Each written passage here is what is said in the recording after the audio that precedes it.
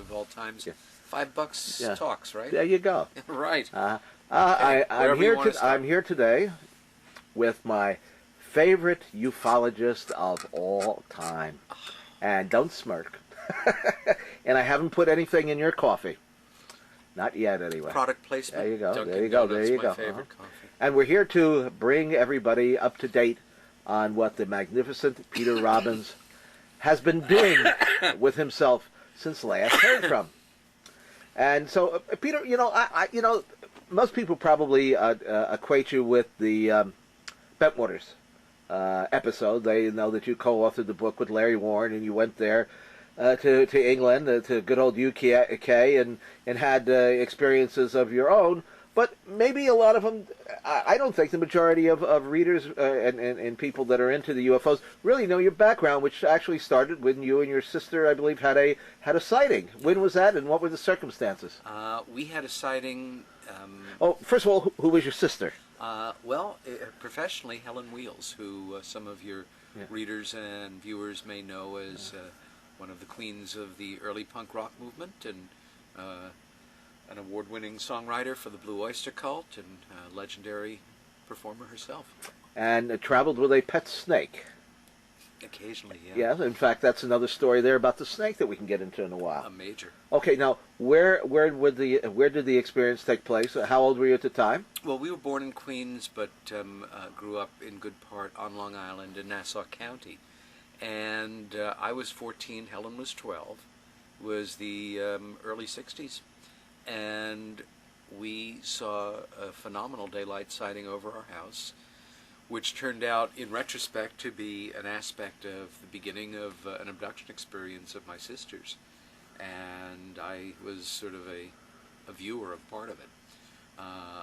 But it had tremendous impact on me. It was very upsetting. Well, what did you see, Peter? We saw 5 silvery white disc-shaped objects coming in over a high rate of speed and stopping, essentially over the neighbor's house. They were silvery, kind of metallic. They looked like they were sort of brushed aluminum to both of us. They were not, like stainless steel. And they came in and held in a very precise military V-type formation. And there were how many of them again? 5. 5 of them. And they were all identical in appearance? Absolutely identical, and I should stress here that it was late morning, early afternoon, and absolutely clear daylight sighting. Not a cloud in the sky, blue sky, and all of a sudden there they were. And there was no question that they were round, that they had no appendages on them whatsoever. They hung in the air as though they were a still photograph. And we could make out, and they were there for a considerable amount of time, possibly several minutes, which is, is forever in a situation like that. We could make out little regular detailing around the edge of each without any kind of amplification or, binoculars. We didn't have any. That we could only read the same way that you'd see windows on an airliner. And we looked and we looked and we looked, and I went through a reaction that I'll never forget, but I did forget for many years because I put it that firmly out of my mind. But it's a reaction I've encountered many times over the years in doing interviews for research. Now, you would have been 10 years old? I was about 12, Mm-hmm. No, I was actually, Helen was just 12, I was 14, Oh. near as we can put together. And what the reaction was something I call the checklist phenomena, and you've encountered it at different times in your work, I'm sure, variations on it. It's when somebody looks up and reports to you not what they're seeing, but they run through a list of things that it ain't. In my case, what I was looking at was not an airplane, a blimp, a helicopter, a balloon, a dirigible, a reflection from the ground, a bird, a strange-shaped cloud. It was a truly unknown thing. It was round, it was metal, it was obviously a machine. Mm-hmm. And there it was. It just hung there. And you don't think, looking back, it was no psychic apparition? No, I don't think so. Yeah. It It was... If you had gone up to it, you could have knocked on it? I believe so. And Helen's memories matched mine. And we had not talked about it for years until we did as adults. Well, now, what happened right after the episode? Did you go into a trance state, or you say she was abducted? I feel like I was knocked unconscious, and I remember going under and coming up and being on the ground, and I was running when I went down. And Helen, her memories continued. She remembered literally just standing there after the fact, and had a very, very clear memory of simply going up into the sky with her hair, which was fairly long at the time, just sort of blowing in the wind, and seeing the bottom of one of these things getting larger and larger. Now, we didn't talk about this until about 1976 or so it was years after the fact, and I had no interest in the subject, nor did she as kids. The difference was, within a couple of days, I was real busy putting this out of my mind. I was working on it like I had never worked on anything. Because now, did you see the craft disappear? Helen did. As I recall, she did. The memory that she had that really upset me was after I recalled this, again about 14 years later, sitting in my loft downtown in Chinatown, teaching at the School of Visual Arts at the time, a gallery painter. That had been my dream. And I was going through some old drawings, and this memory came back, and I guess for me, having had what I would have to call a pretty happy childhood, without any major trauma that I can remember, certainly luckier than a lot of kids, I remember this memory coming up like a tidal wave. And all of a sudden, it was as though I was running movie film in my head of that afternoon. And I was really upset about it, because I had read about this phenomena of repressed memory. But if it's never happened to you, it's total abstraction. And all of a sudden, you remember something that was a key moment in your life. And while you're remembering it and sort of looking at it with the clarity of a Kodacolor film strip, you're very upset because you think you're going crazy. How could you ever have forgotten it? But we know that it can happen. Well, now, Peter, okay, how long do you think the whole episode took place, and what is it that Helen remembered that you didn't? She does remember being on board. What happened to her there? What did the beings look like? Clue us in a little on that. Archetypical Greys. But this was before the Greys, actually, right? I mean, made such a stronghold. She did even drawings at the time, and it was what went on to become the archetype.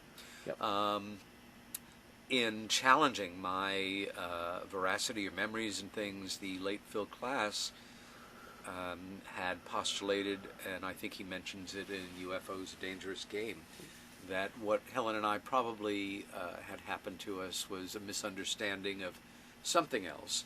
And that this became part of our personal mythology and let us feel special. And jump for joy. Yeah, exactly. And other somewhat insulting, theories that he was comfortable with. But Helen never forgot it. And years later, when I was taking psychology in night school at NYU, one of my professors, who I thought was really very brilliant, and who took the subject seriously to start with, and had since he was a kid, said he felt the fact that I was 14, and I couldn't agree with him more, it was really doubly important to me to put this out of my mind, because I swear, I knew while this was happening, if I talked to any of my pals in junior high about it, my ticket was going to get canceled. I'd just be a joke. I'd certainly never find a girl who wanted to have sex with me. And that's important. It was very important. It's still the same thing, that. Very important still. Yeah, that's right. That hasn't changed at all. No, it isn't. But I was real clear that I was absolutely caught up in all of the sweep of Yes. adolescence. There you go. I just wanted some cool clothes, to have a nice social life, Yeah. and to move forward with the Yeah. possibility of socializing, Yeah, etc. yeah. And I put it out of my mind. I Mm-hmm. put it out of my mind. And within a few weeks, it was as though it hadn't happened. Now, but, on the other hand, did Helen Well, that become afternoon, fixated with this? that afternoon, after this whole series of things had happened, she did want to talk about it, Yeah. and I made it very clear I did not, which is important for several reasons. But still, that afternoon, I was in another place, and after I'd picked myself up, the next real series of conscious memories was being on my Hand me swing. that bag over there, can you? Oh, that's the coffee. Good, cool. See, You need, coffee. Yeah, look at this. Hey, I'm really here. It's He's not just look a at this. disembodied Look at spirit. that. Whoa, This it's is a called saucer. special effect. A cup and saucer here. There we go. Oh dear, it's great working with pros. You know, it's a high budget. You know, well, I get this from my Mr. Creepo persona. You know, where the budget is no object. None at all. None at all. In this case. That's right. At least we don't have graffiti on the. No, none at all. No graffiti actually. here. Well, we should put it. We should have put it on the back of the wall over there. You know what? You'll have to Photoshop it in. I know you're a whiz at the computer. That'll work Yes, out fine that's right. for you. When we did talk about it years later, it was because I brought it up. Yeah. And it was real clear that I only had one shot at getting her memory. Yes. And I was frankly that upset in remembering it that Well, how many years later would that have been? 13, 14 years later. And all of a Does sudden... it already put you in your late 20s? Yeah, I was living in Chinatown in a loft. Helen was in the Lower East Side on East 6th Street. Called her up and realized you only have one chance to do this right. And knew that I could simply say I've just had this memory from childhood. I had to find out if you remember it and describe it to her, and she'd say yes or no. Had you guys started reading any of the literature on the Never. subject? Never. Never. It had simply not come up at all. Yeah. And another thing that some skeptics had put forward was, you know, the Psychology 101 stuff that when we were kids, the big issues on UFOs of Life and Look and the Saturday Evening Post had come out, and somehow that had imprinted on you, and you must have seen something about John Fuller's work or about, you know, the New Hampshire abduction case in '61. Well, if we did, none of it stuck or interested either of us. We had lots of different life interests. So I called her up, and rather than saying, this is what I remember, I said, I'm afraid if I tell you what I remember, you'll say yes or no, and so let me see if I can set the scene, and maybe it'll come back. And frankly, I was just a few sentences in. I had said, happened to us together, we were playing on the front lawn, we were by Mom's rock garden, beautiful late morning, early afternoon, we're kids, and she cut me off mid-sentence laughing and said, stop, I know what you're talking about. And then proceeded to tell me what I remembered. The one detail, which we worked out very quickly the next day with some drawings, she wasn't sure whether it was 5 or 6, but we both remembered that it was an even V. Do any of Had these to be odd any number. of these drawings exist anywhere? Yeah, they do. I have most of them. I'd like to use Well, one for the magazine. I think we could arrange Good, that. that'd be. Yeah. I became obsessed overnight with the subject, and they started to show up with shocking and unprofessional regularity in my previously serious artwork. And after, you know, she had said this, and I had that amazing mixture of elation and anxiety, essentially. Oh my God, they're real, and it happened. And oh my God, they're real, and it happened. And then she said, you know, in the course of this phone conversation, it's so interesting to me that you're calling me today with this, because if we hadn't discussed this today, I think I would have probably brought it up in the next few weeks. I said, after all these years, why would you have brought it up, you know, in the next few weeks? She said, I've been having a repeating dream, and it's super real. And it relates to this. What is it? And she said, well, I'm in a metal room. Yeah, bring up your vocals a little. I'm not using the. Oh, okay. I'm not using the mic because I can never tell whether it's working or not. This one should be working because it's built in. Beautiful. But we want Sean Castile to hear every single stutter. syllable. Her feeling was again, she had been having this repeating dream, and the dream was that she was that girl again, that she was at that time about 12 years old, that she was in a metal room being examined by little doctors with big heads. She was on a metal table, did not have any clothes on, and was being looked at by these little doctors. And when we did the drawings, they did not look like doctors at all. They looked like really archetypical grays with huge sweep eyes. And again, it's 1976. There had not been any abductees on talk shows, ever. No.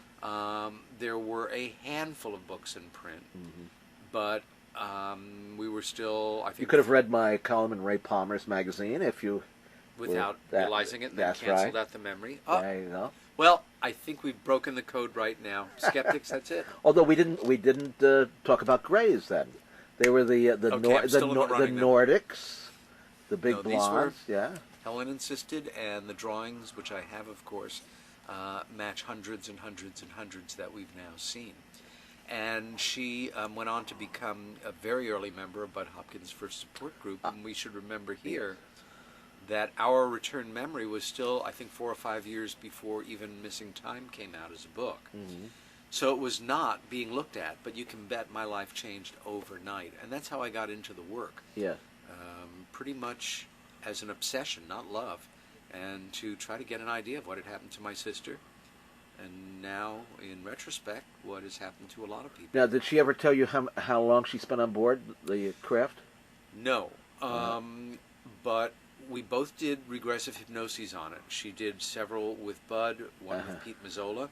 I did one with Pete, who may not be a New York City cop for people who doesn't... A tough, no-nonsense New York City police detective who was a great UFO investigator. SRI? What was that? SBI. SBI. And in the late 1970s, Yes, well, no, in the mid-70s, I guess, founded an organization called Scientific Bureau of Investigation. That's right. Had a 24-hour hotline, but what made it really unique was that it was primarily composed of police officers, active police officers. Yeah, he had it was a Pete Mazzola, and then there was another fellow who was this kind Jim Phillows was a guy who worked with him, several others. Yeah. But what they did, and this again is post the Air Force going out of the UFO reporting business, was often, especially in small towns around the country, if somebody would have a sighting that they took seriously enough to report, they wouldn't call the local newspaper, they would call the local police department. Yeah. And you may remember, Tim, there's a really famous letter to then Congressional Representative Jerry Ford. Oh, yeah. And Ford was very outspoken, and one of the things that I always remembered was some of the witnesses who came forward to him in the early 70s. These were not only credible people, some of them cops, but they were people he grew up with. Of course, we didn't hear anything about it after he became president, and I'm not going to push on that. But this SBI, they were built around Pete's passion on the subject. He died in June of '87, I think. Complications following a car accident that ultimately hid a tumor that they weren't looking for, and by the time they found it, it was too late. But he was a really important mentor of mine, and I did regression with him, with Bud, and with another hypnotist, partly because as I got deeper in the work, I was curious. Had it happened to me too? I mean, it could. We now know there's a phenomena in siblings and adult partners, whether married or not. If one of them has a history of abduction, the other one is often turned off, so to say. And I seem to be that other one. And that was a classic episode of one person being put under. I know later on when you went to England, you had some other experiences there. Did Helen ever had any follow-up experiences? She had a handful of them, yeah. And she looked into a number of them with Bud, which of course was recorded, and in great detail. Did you ever think, Peter, maybe they just liked their music? Maybe. I think there were regulars at CBGB's that used to come in sometime. At least they looked like they were aliens. But the reality for me was, if this could happen to somebody in your family, it could happen to anybody, of course. And again, my background is in the arts. I've worked in theater management for years. My training is as a painter, taught painting at the School of Visual Arts, love photography. The UFO work I've done for decades now. I'm proud of the good work that I've done, but I can't say I love it. I do it because I think it's important work and because it's an obsession that started with my sister. So that is some of the background that I have in it. I should go back one other thing. Yeah. It's kind of funny, now it is, but after Helen and I had talked about this thing, and we got to that point where, oh my God, you remember them too, and she said, but there's more and you're not going to like it. What could there be? And at that point, she said, as I sort of peeled off to run into the house to tell our mom, and I remember that moment, I had it. I mean, I was that anxious at that point. She saw a light shoot out of one of these, a bluish-colored light, and envelop me, you know, very close to where she was. The light went off. Is that the halo that I see behind you? No, that's the battery pack that I have on the back of my head. And I was decidedly unhappy for my sister to tell me that I had been hit by a blue beam of light from one of these things. And my first thought was, my sister's gone crazy. My second thought was, oh, it's all right for her to go crazy because she says she saw this happen, and 3 seconds ago she was very sane because she was describing flying saucers hanging over the Parker's house across the street from your childhood home. And you catch yourself, and you deal with the anxiety. But I'm quite convinced that happened to me. I've relived it in 2 of the regressions, to be sure, in detail. And stranger things have happened to a lot of other people we know. Now, how did you? Well, what was after you had met Bud Hopkins? What year was that you hooked up with Bud?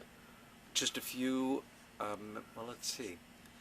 About a year later. Well, what year is this then? I think about 76, and it's something you will remember because Bud, of course, who is sort of the dean of the School of Studies involving the abduction phenomena, and has been at it for close to 30 years. Would this be Stonehenge? Yes, exactly. Yeah. Bud had written an article for the Village Voice. Yes, and it was an article on what was regarded as the best case of the year. Right. Certainly. Well, I was kind of involved with that in a sense later on. Jersey boy. No, we brought over a fellow by the name of Warren Freiberg that I was his publicist for. We had a little escapade in the park over there. It got a group of, well, it was announced they were going to hold a seance to try to bring in the beings that had landed there and dug up the soil sample that Obarski had seen doing that. You remember that? Well, about 500 or 600 people showed up. There was a naked guy with a tinfoil on his head running through that, and it made the front page of the Star Ledger. And we ended up with Lee Spiegel, who worked for NBC, across the street on the roof of the Stonehenge, while this the guy's wife went into trance and channeled Ingmar or somebody or whatever, whatever it was. But it was quite a party, I would say, and. For those of you readers or viewers who are not aware of what we're talking about, in, I guess it was 75, I'm not sure, there was this incident. And the key witness was a man named George Obarski. Right. Retired. Liquor store. He had a liquor store here in the city, but he didn't drink. Correct. Yeah, that's right. And the liquor store was across the street from where Bud lives, just above the village. And the way Bud has told me the story, he went in there one day and certainly liked George and knew him well enough to exchange the time of day and all. And George was in a very emotionally shut down mood. And Bud asked him what was wrong. And after saying he'd rather not talk about it, he did start to talk about it. And described going home, I believe the night before, or a few days, not long before. He had closed up late. He was on the road right up the Jersey coast and was about at the 86th Street parallel, if you drew a line across from Manhattan. Bergen. Yeah, thereabouts. Yeah. And there is, as you know, and it was a very modern apartment complex at the time. It reminds me of the old Capitol recording building in Los Angeles, because it's circular tower or towers. and it's called the Stonehenge That's right. apartment complex, just to add a little zinger there. There you go. And it was like 2 in the morning. And he said as he was driving, I don't remember the order it happened in, whether or not he was starting to get some radio interference or caught something out of his rear mirror. I think he was hitting the radio because it was fritzing out. And then he saw something coming up behind him, assumed it was a car, a la Close Encounters. The thing went over the car, the static got crazy, and he watched it continue on and just veer right into a field, 100 yards or so from the complex, and come down and land. And at this point, he starts to slow down to just about no miles an hour, and watches, road's pretty deserted, it's 2 in the morning, as this thing, as it's coming down, some kind of apparatuses come out of the bottom, landing gear, what have you. It sits on the ground. A gangplank comes down, I don't know what else to call it, and several beings with... Metallic suits, I think they had on. As I recall. Yeah, yeah. I mean, it just sounds like it sounds. But they had soil We don't collection. cover up the stuff that... You can't what make it up is. better stuff than the stuff that's happened. That's right. But they had soil collection material, There pallet you shovel, go. whatever you want to call it, started digging ferociously. And he watched this whole thing as they did this, then got back on. The thing rose, the gear retracted, and it took off. And he went home. George, who I think was in his 70s at the time, lived with his adult son, who worked a night shift job.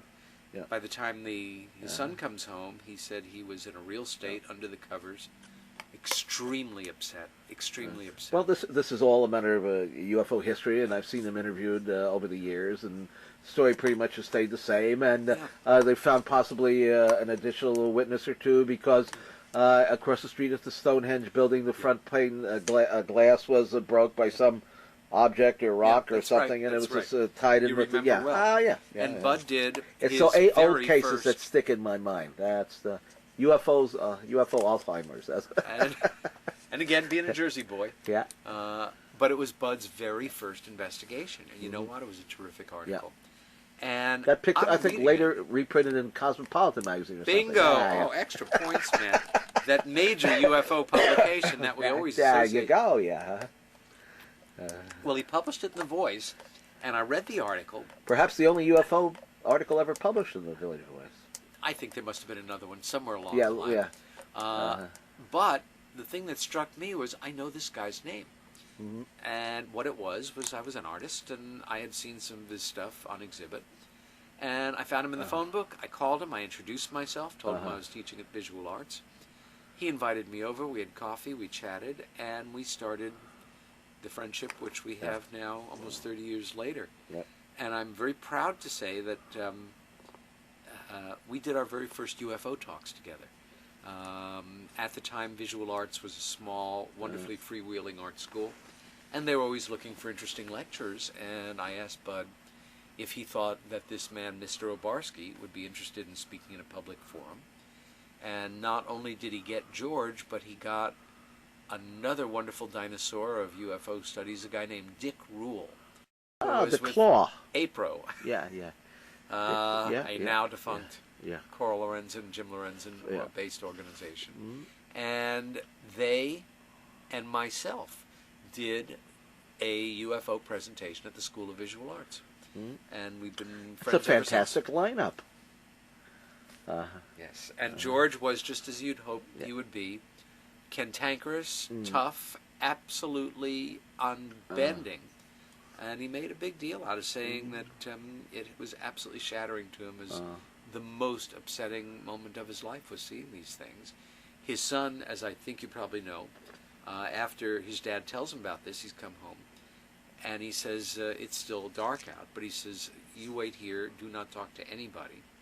And he goes back to this field, parks his car, walks out into the field, finds the impressions of where this thing sat, and finds these dig marks, and home he goes. And, you know, I believe you, Dad, but I still don't know. You should go public on it. Well, now, how did that lead you? Because you're probably best known, like I say, as the author of the book, co-author of the book with Larry Warren. How did you get involved with Bentwaters? And tell us, just because we're already halfway through this, what did you see in England, and what's happened with the Bentwaters? And Well, again, my start was, as I've said, and I started to educate myself, which for me meant buying books, reading books, starting to subscribe to publications. I really was not yet very interested in meeting anybody that did this work because I thought they had to be nuts.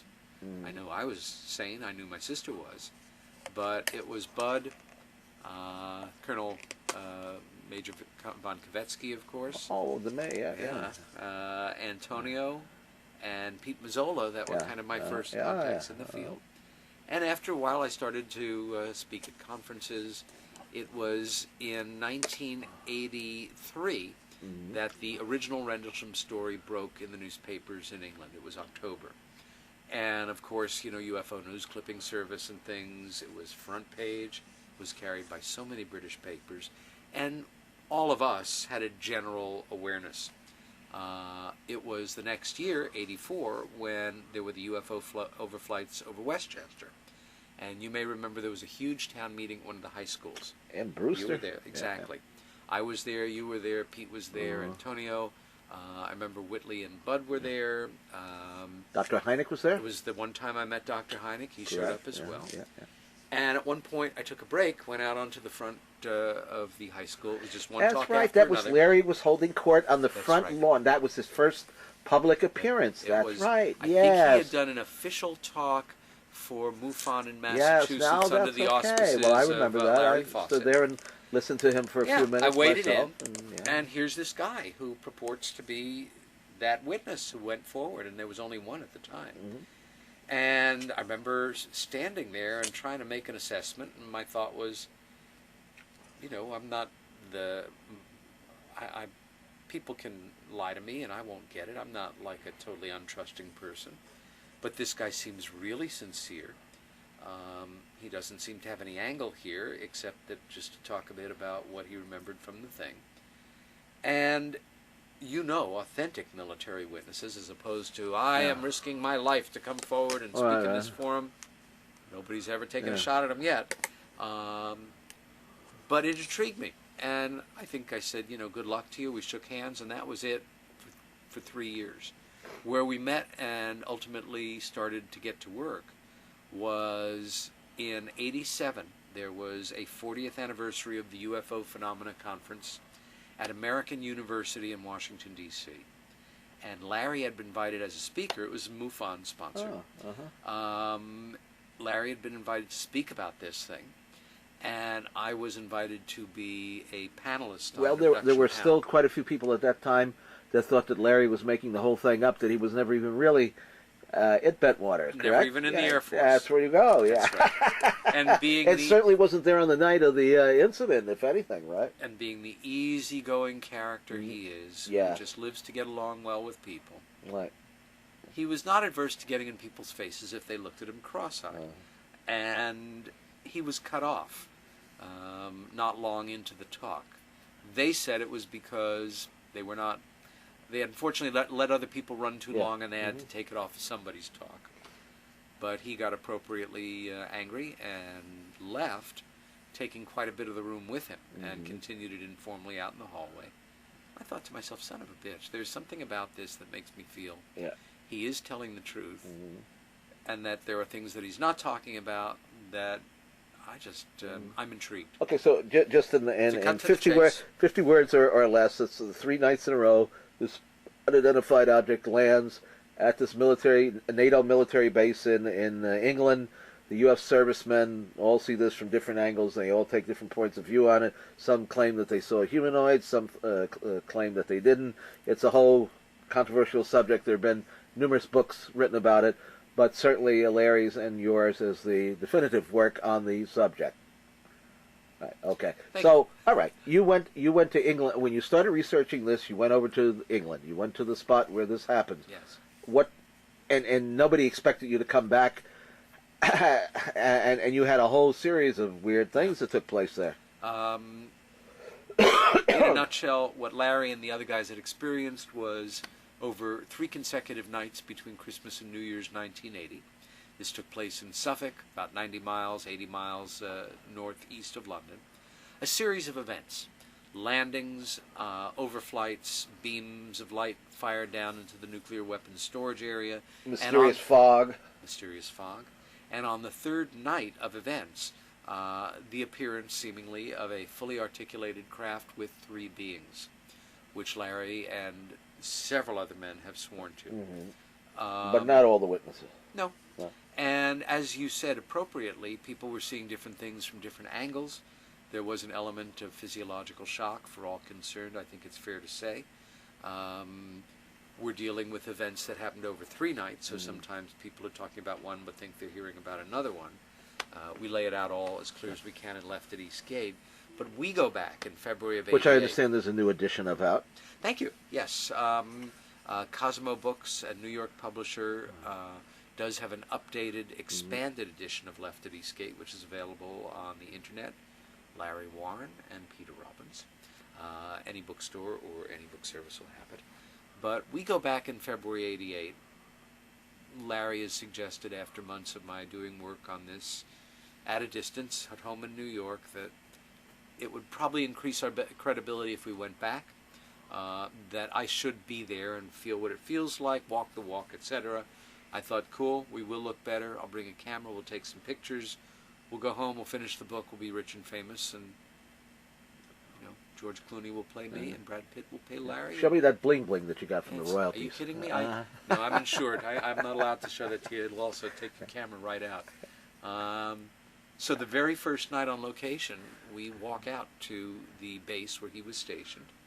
And walking back from the base, very close to the base, we have what I can only describe as a major multiple UFO incident. At the time, my best tool for doing my work was a tape recorder. I had one in each pocket, and we record everything that we're seeing while we're seeing it. Transcription is in the book. It was unidentified phenomena in the sky that were no much bigger than stars, but were moving around at right angles and things. You want to hold that camera for a moment? Sure. Okay, so we saw small things, no bigger than stars, that were zigzagging. We saw fully articulated disc-shaped objects of some size making no noise, dropping into the Rendlesham Forest and lighting up the forest, Tim, like 100 Klieg lights at a Hollywood premiere. I mean, just not earthly. And then we finally saw something appear in a field not far from us, and it wasn't there before. This sounds wacky. It freaked me out. But, I mean, why would it just... It's like you're drawing it like a magnet? Well, all I can say is... well, now, we do know that there's something about Larry that does draw this stuff like a magnet. True. We know there are people like that who have higher incidences of sightings and experiences than others. He is one of those folks. It is an area of England with a high incidence of sightings and paranormal have other events. people had sightings and experiences since then in that same area? Yes, absolutely. Yeah. But for me, it was doubly upsetting because I was really prizing being a chronicler. Yes. I had no intention or desire to be a story character. And I was, all of a sudden and overnight. And we went on to take years to do the book properly. Between us, I think we went back to England something like 15 times. And pleased with the result and glad we've got it back in print. And but you're right, that is, I guess, what I'm best known for in this field. But you've had a lot of other accomplishments, and I understand this year you are returning to the scene of the UFO sighting or photograph in McMinnville, Oregon. Yes. Now, you got to fill us in a little bit on that. Unless you're a real crusty old ufologist, a lot of today's modern breed probably are not that familiar with the case that we're talking about. Well, they've probably seen the photos, I would say, because they've been reprinted in every UFO but often without fully credited or whatever. True. Yeah. Essentially, we're talking about a UFO incident that happened in 1950 in northern Oregon, about an hour outside of Portland, near a town called McMinnville. And it involved a farmer named Trent, a very respected member of this community, who took 2 black and white photos of a very articulated disc-shaped thing over his house. Saucer. And without any formal training or involvement in the field, to put it mildly, he captured figure-ground relationship with the roof of his house, some trees, because this is way pre-digital, and because Way he pre was no... Brownie, Yeah. Brownie Hawkeye, something like that, yeah. Very Box standard camera. Box camera. Kodak camera. Yeah. He took 2 pictures that he had no axe to grind on, put them out there in the public realm, where they were taken out there. Well, in the they were realm. printed on the front page of the McMinnville Register. Register? Maybe. And from that point on, they Yes. were all over the world. That's we right. know that they well, were... I got them free in the mail. I remember if you wrote to when I was about 14, I wrote to the editor of the newspaper, and they would send it to you for free. Wow. That was my first big poster outside of Clarabelle the Clown. Very collectible nowadays. There you go. Absolutely, yes. Well, in McMinnville, this story was taken very seriously because the farm family itself was. The Trents never asked for nor received a penny. The photograph was Never got a dime. copywritten, Yeah. which in itself... If it was a photo of Britney Spears and they had collected royalties on it, they would be millionaires. That's But, right. Nah. And there's some unbelievable stuff there, too. Yeah. About 8 years ago, the folks in McMinnville decided that this was a serious event and one worth taking pride in, and began an annual UFO conference that they call the McMinnville UFO Fest. And I spoke at it in 2004. We'll be back there this May. Topic will be the strange death of our first Secretary of Defense, James Forrestal, who I contend did not take his own life, but that he was murdered. And that was he was involved in MJ-12? Well, if we take MJ-12 as fact, Yeah, he was a member. He was a named member for sure. And it's always struck me about MJ-12, if it were to prove to be a fabrication, number one, it seems to be generated from fairly high up. There's a lot of knowledge included in it that took a lot of work. Yeah. But more that these 12 individuals were very appropriate to the 12 people you'd want to pull into a circle around the President of the United States at the time. So I'll be presenting a paper on that. Also be doing a talk on early UFO literature, the old wonderful pulp magazines with the fabulous illustrations on the cover. And we will also be doing a discussion on 60 years into the UFO phenomena. What have we learned? Where do we stand in terms of the research? Dave Jacobs will also be speaking at that conference. I'll be speaking in Roswell in July at the 60th anniversary conference. How do you, on a scale of 1 to 10, how do you rate Roswell? Never been there, and I've never. Well, been no, I'm not speaking of the town. Now, don't try to get out of this one. Okay. Yeah, This, of course, is the I should Godfather. count the number of seconds. If pause, I say the wrong thing, that's too, right. You okay? lose my UFO credentials. I think something happened. I think something definitely crashed the first week of July, 1947. And not the stock market. No, that happened a few years earlier. I love the romance and the legend and the mythology of Roswell.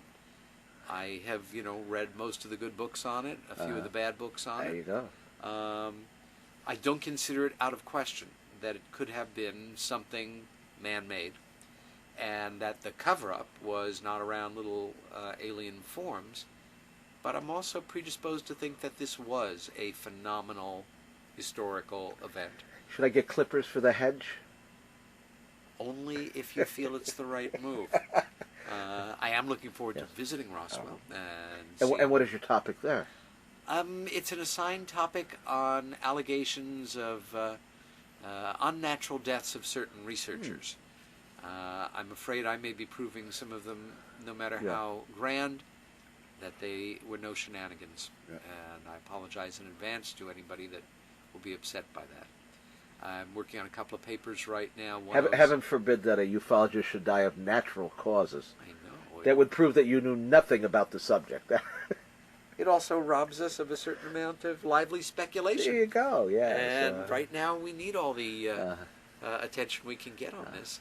I'm working on a paper right now we talked about over dinner on the history of UFOs and aliens in advertising. and I hope we'll see that published later this year. Also working on papers for conferences I hope I'll get invited to. We've got something coming up in December, I understand, on abductions in the San Diego area. And I am hoping I'll be invited back to the Crash Retrieval Conference. Well, now let's talk about crash retrievals. I understand that you have a top secret assignment. Well, now you've put me on a terrible spot, Tim. Terrible.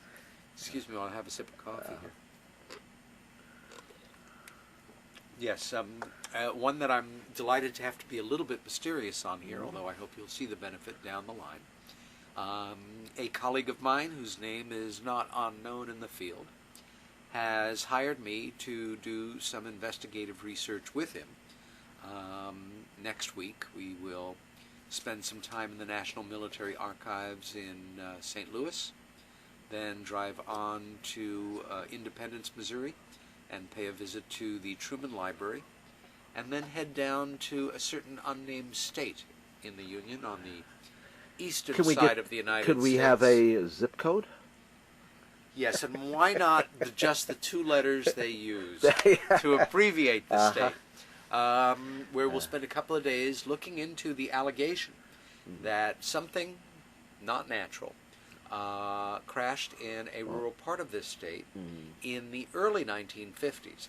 And that doubly intrigued me, even though I like this kind of basic research, in that it's pre-1957. And as we know, that's the year Sputnik went up. So at least hypothetically or intellectually, you have to grant credence to something that came down after 57 as maybe something that we human beings sent up. If we are able to find anything, the intellectual property will go to my friend, and at that point I hope I'll be free to talk about what this is, or he'll publish around it. If not, I will have a interesting week next week, no matter what. Well, okay, so we're sitting on the fence here. Oh, big time. But crash retrievals, UFOs. I mean, this is something I guess that fascinates everybody because it is the ultimate the proof of Stanton Friedman's idea that we have visitors from outer space. But to be honest with you, and I've done a book, the MJ12 and the riddle of riddle of Hagar 18, and there are probably 50 or 60 pretty striking, startling UFO crash cases in there. And Leonard Stringfield, of course, who's since passed on for quite a few years now, but he probably was the head honcho as far as collecting all this data. I don't know how many hundreds of crash saucers he knew about. How could there possibly be so many crash saucers and this be covered up so well? Well, I think. And why would there be so? And if saucers crash with the frequency that they supposedly do, maybe we don't want to know about their technology. Or maybe we've used it a little too much. Maybe there are more UFO crashes than there are airplane crashes, I think. I think this begs an important question, which is, no matter how romantic the notion, that probably most, if not the great majority, of these allegations, and some of them are not much more than myths, that they are explainable in conventional terms. Also, in the related idea of sort of the Corso theory of everything in terms of this whole new modern age of technology, having its genesis in back engineering from Roswell and other types of incidents. It's a nice idea. I mean, all of our cellular technology, the internet, so many of the things that are now at the level of toys or hot consumer goods that we can only imagine where the classified level is. I don't know about you, Tim, but as much as I appreciate that in the same way we went from pre-industrial Europe and America to the Industrial Revolution, which by the 1830s, 1840s was taking off full blast and moving the population of the manufacturing world in a different direction at a different rate. And then we have this amazing little period of time where we get all these technological breakthroughs, and things we couldn't have even conceived a few years before are now part of the everyday electronic and world environment. Some people, and again it's part of the basic Corso theory, that fiber optics and all of this stuff, the genesis is there. I genuinely feel we human beings are amazing creatures. I mean, at our worst, we're terrible. At our best, we're inventive beyond belief and just extraordinarily resilient. And let's say there was never any such thing as a UFO, never an allegation of an alien, never a credible report of a flying saucer or a crash. Is it possible that we human beings somehow could have made that jump from one electrical synapse to another and created all the stuff that we have now without benefit of crashed alien technology? I think yes, although when I look at the size of some of the cell phones and what they do, I've got to make nervous jokes about crashed alien technology. So, again, I don't think a lot of crashes, if we had the information to really research them. Well, let's go through a handful of them. Kecksburg. Real? That one, I think something is quite extraordinary about it. And I've come to that one later in life. Sci-Fi Channel commissioned a pretty good documentary a few years ago on it, and went back and did the whole thing. It could have been something of ours that had come down, and that could have been what the cover-up was about. But I'm open on that one. I really am. I think that that one may be one of these special ones. Aztec. I think that's nonsense. I've never seen anything credible about it. Jim Stedman wrote his huge monster book, but it's limited as a research tool. There's no index. There's little corroboration. Although it's a giant book and fascinating and the kind of stuff that fuels your imagination, I'm just really pragmatic. I mean, maybe part of it is that besides Bud and Coleman von Kavetsky, my main teacher was a New York City police detective, and I was taught to look into this stuff like a cop. Fort Dix. I like that one. And again, if it happened in New Jersey, hey, forget there about you go. it. You always got a little extra slack. And Dick Cole wrote about it, so that's another 3 points. Well, I guess. Yeah, and you know that one, that it had a military context, that there were witnesses who came forward who had nothing to gain and an awful lot of credibility to lose or fun to be poked at them. If people are willing to put themselves online about some of these things, for me, that is worthy of respect as much as a machine part. It's just another aspect of the evidence that you look into and make a consideration about. UFO contacts, are they legit? Gosh. Well, in the spirit of the ones that populate the golden age of UFO studies, the contacts, or contactees in this case, seem to embody sort of an innocent pre-hippie kind of love and be loved spirit. Once again, the best of them were from seemingly sincere, if people whose worldview may have been a little simple, or a couple. And what the proofs usually came down to was, take my word for it, I'm an honest person. Or, I swear to you, this blurry thing that you see here really is the energy field around a G2 X-19 type spacecraft that is standard to the Alpha Centauri fleet. When people say to me, UFOs are real and I know the occupants are from other planets, I'm sure you've had the same experience. You only have several responses. One is, how do you know? And to that they can only say, they told me, which has some built-in problems. I just know. Or, Gut feeling. Yeah, this person whose book I read says that they're from this place, or I channeled it, or it was channeled for me, or I'm from Missouri on this stuff. Show me something, something, anything you can begin to go forward. Well, and I know that's if UFOs are not from outer space, where are they from? When I started, that was the only place they could be from, in my mind. Now I think, of those UFOs that may prove to be non-standard, they could be from another planet. They could be from another dimension, one step away from us right here in this room, for example. They could be from another time, which intrigues many of us. Or they could be yet something else that I can't even conceive of. Are they parking themselves in the caverns under the earth? Are they all on the dark side of the moon right now? Our favorite theory. Are they playing on Mars? But I think the whole... Astroland. They're in Coney Island in Astroland. Duh.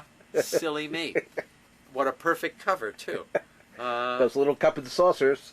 I know. The whole hybrid phenomenon, which I take very seriously. But it makes you wonder where all these beings are, what they're waiting for, what they're supposed to be doing, or what they are doing right now. I do feel that they are real, that they are out there, that they are busy with something, and I wonder what. Did they pick you and Helen for a reason? Did they pick you, or was it random? I don't know. Even to this day, I can only ask better questions. Some of these things, I can't answer them. They picked Helen, and I was stuck with being the brother. We, the research community, I mean, it's fair to say that more often than not, if you study a real case history of somebody who turns out to have all the earmarks of being a real abductee, it's happened to them a number of times, and it probably has happened to one of their parents. That they seem to be interested in following certain familial bloodlines. And we're stuck with that reality. In the old days, when people were first looking into abductions, as it became ever so borderline acceptable to even consider that there was something in UFOs and that they just weren't machines. I think the attitude before that was David Jacobs said it very funny one time that, here's a UFO going over an area and there's a human being, and one guy in the UFO says to the other one, there's one, get him. And we use the euphemism experiment. We're picking them up to experiment on them. I don't think there's any experiment going on. I think there is a program going on. Don't you think maybe they have been here since time began? Time immemorial, yes. Coming and going without impunity. Without impunity. On their own for whatever purposes they're here for. And to this day, we can only still guess about why they are here. And where does this lead, Peter? To wondering what movies are on TV tonight, whether you're going to have a date tomorrow night, whether you're going to have a health program, and retirement benefits. Yeah. I think all we can do is think about how it affects human beings. Don't UFO researchers get automatic retirement benefits? Oh, big time. Well, I was thinking about this the other life. I was thinking about this the other night. You know how they have a special actors home? Well, why not a special home for UFO retarees? Maybe we're going to need some next to each other.